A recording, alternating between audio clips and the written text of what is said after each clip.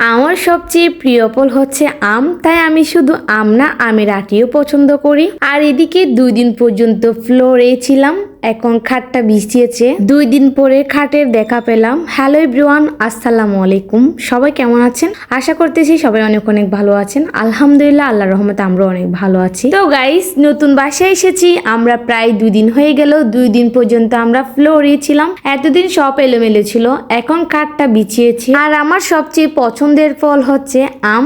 যদিও কাঁঠাল বাংলাদেশের জাতীয় ফল, কিন্তু আমি কাঁঠাল একদমই পছন্দ করি না। আমি শুধু আম না আমের আটিও পছন্দ করি। ছোটবেলার মতো আমি এখনো আমের আটি পছন্দ করি। তাই আমার হাজবেন্ড আমাকে একটা একটা বলে বলে আমাকে লজ্জা দিচ্ছে। এদিকে আমার হাজবেন্ড বলতেছে, শুধু কি তুমি খাইতে থাকবা, আমাকে কিচ্ছু খেতে দাও। তারপর আমি চলে গেলাম কিচেনে গিয়ে রান্না শুরু করে দিলাম ওর জন্য পাস্তা। আমার হাজবেন্ডের পাস্তা নুডলস এগুলো বেশি পছন্দ, আমার অবশ্য পছন্দ, তাই দুজনের পছন্দ মিলিয়ে এখন রান্না করতেছি পাস্তা। নতুন বাসায় এসেছি, বাট আশেপাশে ভাড়াটিয়ারা বলতেছে এই বাসায় নাকি মাঝে মাঝে 5 থেকে 7 দিন পর্যন্ত পানি থাকে না। ওটার সময় বাড়িওয়ালা আমাদেরকে বলছিল 24 ঘন্টা পানি থাকে, বাট এখন এটা শোনার পর দুজনেই কি করবো ভেবে পাচ্ছি না। ভাবতেছি এখন আবার বাসা চেঞ্জ করা আরো কষ্টের, তাই দুজনেই বাড়িওয়ালার সাথে এটা নিয়ে আবার ভালো করে কথা বলতে হবে।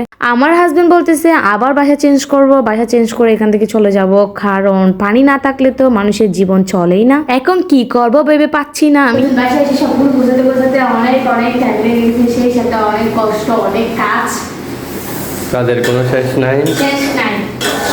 আবার বলতেছে এখানে বাসা চেঞ্জ করতে হবে। তখন কেমন লাগে আপনারাই বলেন, বারবার 1 মাস পর পর বাসা চেঞ্জ করা। আমরা জানতাম না এই বাসাতে যে মাঝে মাঝে 1 সপ্তাহ পর্যন্ত পানি থাকে না।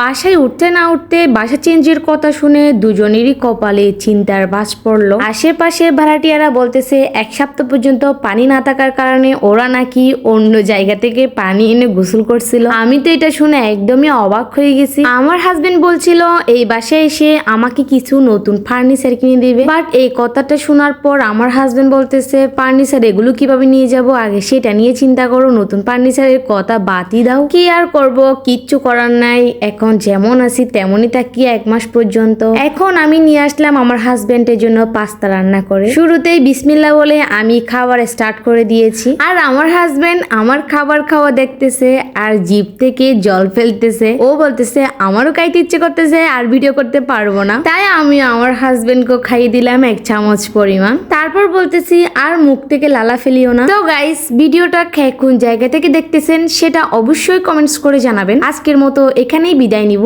ভিডিওটা আর বেশি দীর্ঘায়িত করব না। সবাই ভালো থাকবেন, আমাদের জন্য বেশি বেশি করে দোয়া করবেন। আসসালামু আলাইকুম ওয়া রাহমাতুল্লাহ।